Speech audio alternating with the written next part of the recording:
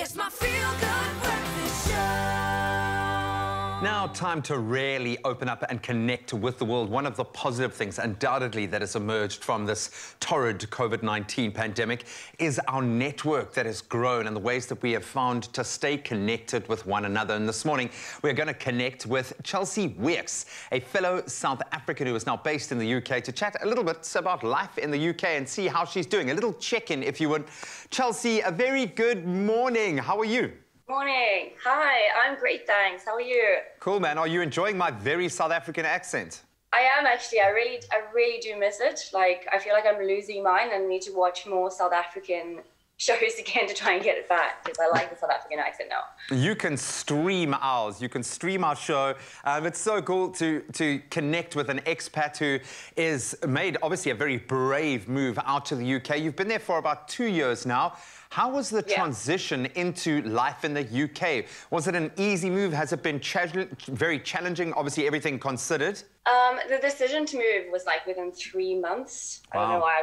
I had what I call a quarter-life crisis when I turned 25, and I'm like, okay, I need to move and grow. And I thought the UK would be the greatest option because I have an English passport because of my mom. She was born here.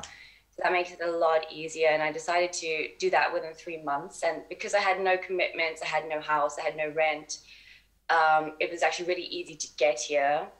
The transition was obviously a lot harder, trying to make friends, get work, make the contacts. I was staying off someone's sofa in Windsor for like the first 3 months, and then eventually managed to get like to rent a first flat in London, which happened to be a really, really terrible flat. But I was just so excited because I finally made it into London, making friends. It was all very overwhelming, London. Obviously coming from Cape Town, which is still considered like a big city, and you come to London, and Cape Town's literally the size of just a borough. One suburb, yeah. I mean, never mind doing it, just before the wave broke, literally, the first wave broke. Can you share some of the ways that really stand out in that, how life is different there as opposed to here in South Africa? Well, first thing that comes to mind, which is very obvious, is obviously like the public transport and ways of getting around and how everything is connected. And the medical care and everything is a lot easier, and just everything does move a lot faster than in South Africa. But sometimes it's not necessarily a good thing. Like I like the chillness of South Africa. When you move here, you've got to kind of get into that fast pace, otherwise you get left behind. I think it's also very globally connected. I've been lucky enough to spend a fair bit of time in the UK and in London itself, and it's really exciting to feel connected to that. But obviously, in your context, you arrived there a couple of months before lockdown started, and you chose to stay throughout. How has your industry been affected, and as well as how did things progress at work while navigating this new country, as well as extreme lockdown measures? And what industry are you in, maybe as a good starting point? Yeah, so I freelance in the stills and photography fashion industry. So I work mostly in production, so production coordinating and producing. And that wasn't the initial plan when moving here to get into. I was going to go into more like film. But yeah, since lockdown came, I had only been here for about 6 months and had just started making contacts and just starting to get to know people, got some friends going. And then obviously the whole world shut down, and being a freelancer, you couldn't work from home. So I ended up going and staying with my aunt and uncle in Kent for the first 3 or 4 months of COVID, which was really great because then I got to get out of London and enjoy the countryside. But when things started opening up again, I started just working at some studios and eventually building myself up. And like now I can say that I've finally recovered from the whole roller coaster of a ride last year.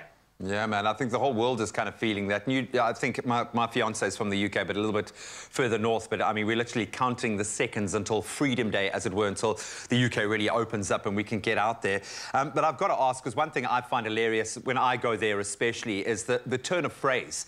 How those little nuances are often lost on both sides and both exchanges. Are there a couple of phrases, some words, a bit of the English language as it is in England that have really stood out for you and maybe created a few lighter moments? Yeah, so definitely still to this day, the first arrived, the one phrase that the English use that I find confusing. I never know how to respond to it. Is that when you meet someone or you walk past someone, they always be like, you're right, love.